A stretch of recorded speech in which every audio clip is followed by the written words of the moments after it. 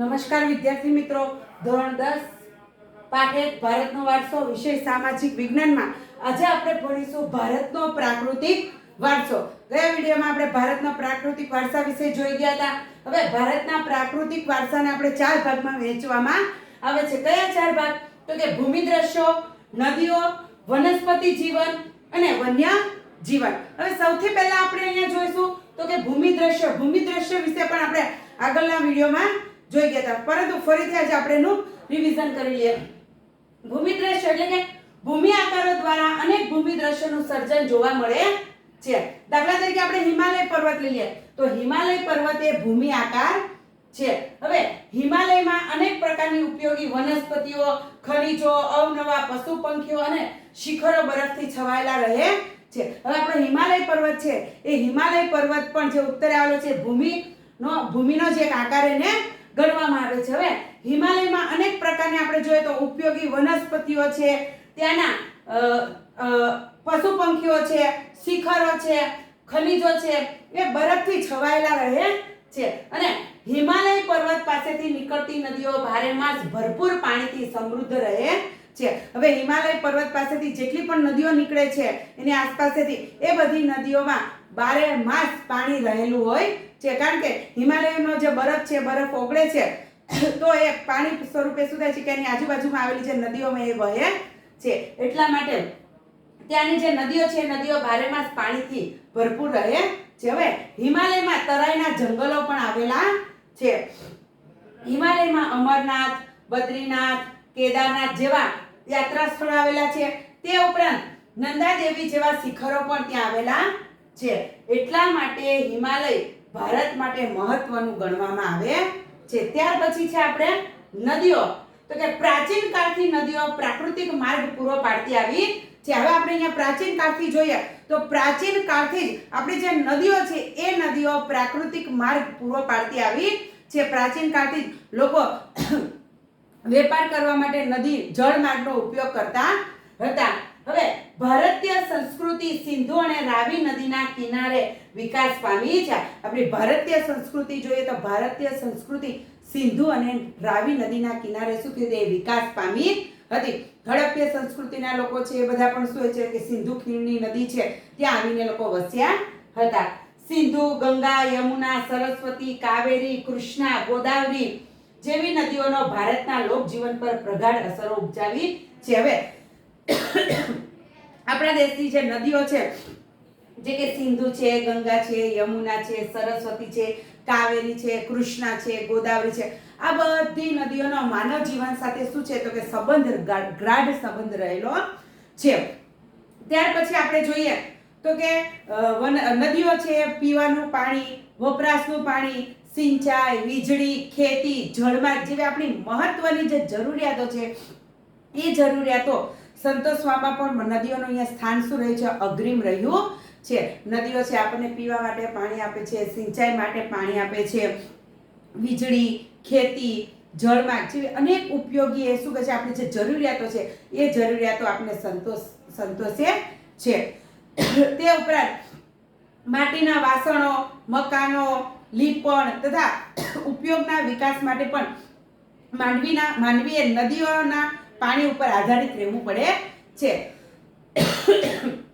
તે ઉપરાંત આપણે અહીંયા જોઈએ તો માટીના વાસણો બનાવવા માટે, લીપણ કરવા માટે, ઉદ્યોગોના વિકાસ માટે પણ માનવીએ પાણી પર આધાર રાખવો પડતો હોય છે। એટલા માટે અહીંયા પાણી શું છે આપણા માટે જીવન માટે ખૂબ જ ઉપયોગી ગણવામાં આવે છે।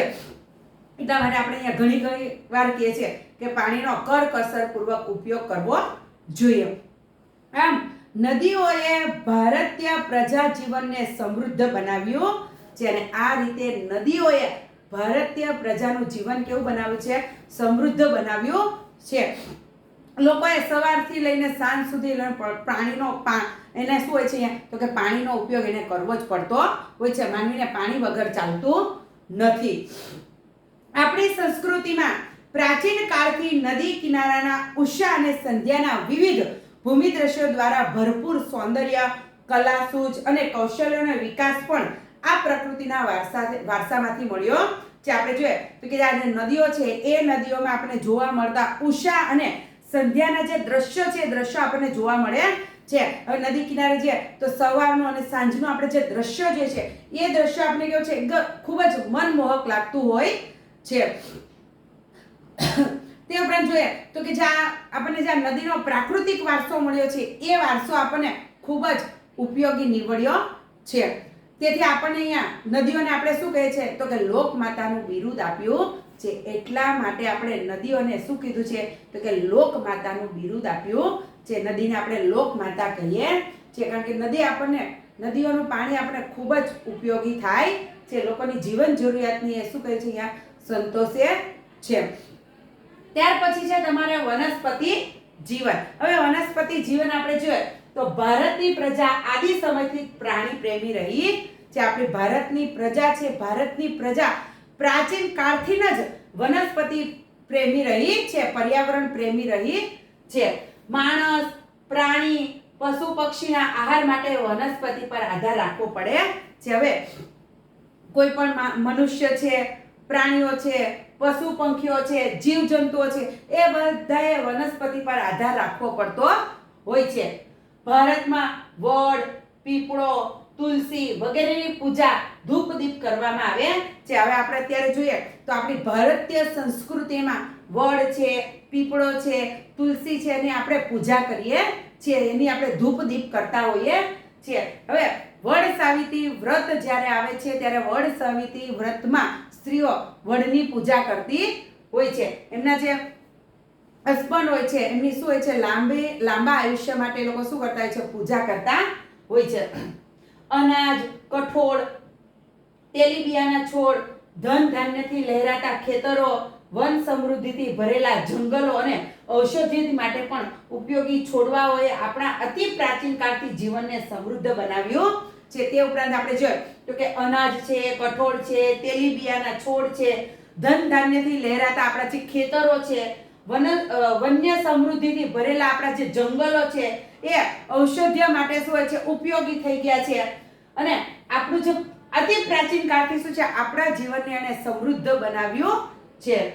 હરડે, આંબળા, બહેડા, કુંવરપાઠું, અરડુસી, લીમડો વગેરે ઔષધીય તથા મોગરો, ગુલાબ, કમળ, ડમરો, સૂર્યમુખી, ચંપો, નિશાગંધા, જુઈ વગેરે જેવા પુષ્પોએ માનવ જીવનને ખૂબ જ સુંદર, સુવાસિત, નિરામય અને સમૃદ્ધ બનાવ્યું છે. તે ઉપરાંત આપણે અહીંયા જોઈએ તો કે હરડે છે, પછી આંબળા છે, બહેડા છે, કુંવરપાઠું છે, અરડુસી, લીમડો આ બધી વન ઔષધિઓ તથા જે મોગરા, ગુલાબ, કમળ, ડમરો, સૂર્યમુખી, ચંપો, નિશાગંધા, જુઈ આ બધા જે પુષ્પ છે એ પુષ્પોએ માનવ જીવનને ખૂબ જ સુંદર, સુવાસિત, નિરામય અને સમૃદ્ધ બનાવ્યું છે. આમ ભારતના સામાજિક ધાર્મિક જીવન પર વનસ્પતિનો અસરકારક પ્રભાવ રહ્યો છે. આપણે અહીંયા જોઈએ વનસ્પતિ જીવન તો કે ભારતની જે પ્રજા છે એ પ્રજા પ્રાચીન કાળથી જ પર્યાવરણ પ્રેમી રહી છે. એટલા માટે આપણે કહીએ છીએ ને કે વૃક્ષારોપણ આપણે કરાવીએ છીએ. માણસ, પ્રાણી, પશુ પક્ષી છે આ બધાએ પોતાના આહાર માટે વનસ્પતિ પર આધાર રાખવો પડતો હોય છે. હવે ભારતમાં વડ છે, પીપળો છે, તુલસી છે એની આપણે શું હોય છે પૂજા કરતા આવીએ છીએ એને આપણે ધૂપ દીપ કરતા આવીએ છીએ. જ્યારે વડ સાવિત્રી વ્રત આવે છે ત્યારે વડ સાવિત્રી વ્રતમાં સ્ત્રીઓ શું કરે છે તો કે વડની પૂજા કરતી હોય છે. અનાજ છે, કઠોળ, તેલીબિયાના છોડ, ધન ધાન્યથી લહેરાતા આપણા જે ખેતરો છે, વનસ્પતિ સમૃદ્ધિથી ભરેલા જે જંગલો છે અને ઔષધીય માટે ઉપયોગી જે આપણા છોડવાઓ છે આ અતિ પ્રાચીન કાળથી માનવ જીવનને સમૃદ્ધ બનાવ્યું છે. હવે હરડે, આંબળા, બહેડા, કુંવરપાઠું, અરડુસી, લીમડો આ બધી જે ઔષધિઓ છે એ ઔષધીય તેમજ મોગરો, ચંપો, ગુલાબ, કમળ, ડમરો, સૂર્યમુખી, નિશાગંધ, જુઈ વગેરે જે આ પુષ્પો છે એ પુષ્પોએ પણ માનવ જીવનને ખૂબ જ સુંદર, સુવાસિત, નિરામય અને સમૃદ્ધ બનાવ્યું છે. એટલા માટે ભારતના સામાજિક ધાર્મિક જીવન પર વનસ્પતિનો અસરકારક પ્રભાવ રહ્યો છે. આપણે કોઈ પણ પ્રસંગ હોય તો એ કોઈ પણ પ્રસંગમાં આપણે શું કરીએ છીએ કે આ બધા પુષ્પનો ઉપયોગ કરતા હોય છે અને વનસ્પતિનો ઉપયોગ પણ કરતા હોઈએ છીએ. ત્યાર પછી છે પ્રાકૃતિક વારસામાં તો કે વન્ય જીવન. હવે વન્ય જીવન વિશે આપણે જોઈએ તો કે પ્રાચીન સમયથી ભારત દેશ પ્રકૃતિ પ્રેમી તો છે, તેની સાથે સાથે તે પ્રાણી પ્રેમી સંસ્કૃતિ પણ ધરાવતો દેશ છે. આપણો ભારત દેશ છે, ભારત દેશ પ્રાચીન કાળથી એ પ્રકૃતિ પ્રેમી તો રહ્યો જ છે, પરંતુ તેની સાથે સાથે તે પ્રાણી પ્રેમી પણ રહ્યો છે. વિશ્વમાં એશિયાઈ સિંહો માત્ર ગુજરાતના ગીરના જંગલોમાં જોવા મળે છે. હવે વિશ્વમાં આપણે જે એશિયાઈ સિંહો છે એ એશિયાઈ સિંહો માત્ર ગુજરાતનું જે ગીર જંગલ છે એ ગીરના જંગલોમાં જ આપણને જોવા મળે છે. હવે વાઘ છે, સિંહ છે, હાથી, ગેંડો, શિયાળ, રીંછ, રોજ, સાબર, સસલા, અજગર, સાપ, નાગ, નોળિયો, ઘો, સાહુડી જેવા અનેક જીવો આપણને જોવા મળતા હોય છે. આપણે અહીંયા જોયું તો કે પ્રાચીન સમયથી જ આપણો દેશ શું છે તો કે પ્રકૃતિ પ્રેમી તો છે જ, પરંતુ એ પ્રકૃતિ પ્રેમીની સાથે સાથે એ પ્રાણી પ્રેમી પણ રહ્યો છે. હવે આપણને વાઘ, સિંહ, હાથી, ગેંડો, શિયાળ, રીંછ, હરણ, રોજ, સાબર, સસલા, અજગર, સાપ, નાગ, નોળિયો, ઘો, સાહુડી જેવા અનેક જીવો આપણને જોવા મળે છે. હવે વિશ્વમાં આપણે જોઈએ તો વિશ્વમાં જે એશિયાઈ સિંહો છે એ એશિયાઈ સિંહો માત્ર ગુજરાતના ગીરના જંગલોમાં જોવા મળે છે. અત્યારે આપણે જોઈએ તો જે આપણા એશિયાઈ સિંહો છે એશિયાઈ સિંહો માત્ર ને માત્ર ગીરના જંગલોમાં જ જોવા મળે છે.